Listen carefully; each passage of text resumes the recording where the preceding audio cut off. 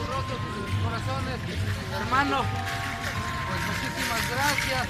Primeramente agradecerte la invitación y al mismo tiempo, ojalá y el gran dador de vida, el Señor de los colores, te dé muchos años más.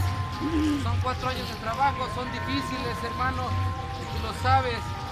Pero en nombre del Plan Público y Okinawa, de las tierras chichimecas, allá en Atenco, cuentas con unos hermanos para cuando tú gustes y quieras que estemos dentro de tu trabajo, hermano, jamás lo olvides. Muchísimas gracias a todos. Plazo Camati, hermano, Mateo. Ya viene la palabrita. Pues es que no éramos mucho, creo. Sí, es lo que me dicen, pero nada más éramos 5. Bueno, gracias. Sí.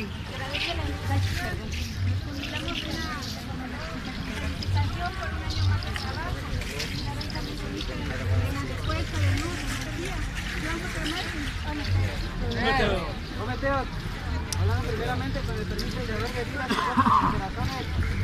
Muchas gracias por la invitación, pues, por esa gran amistad, al igual que por todos mis hermanos que me conocen y me han brindado su corazón y su amistad sincera. Pues ahí estaremos trabajando. No sabemos hasta el momento qué es lo que el dador de vida nos regale o qué es lo que nos ponga enfrente.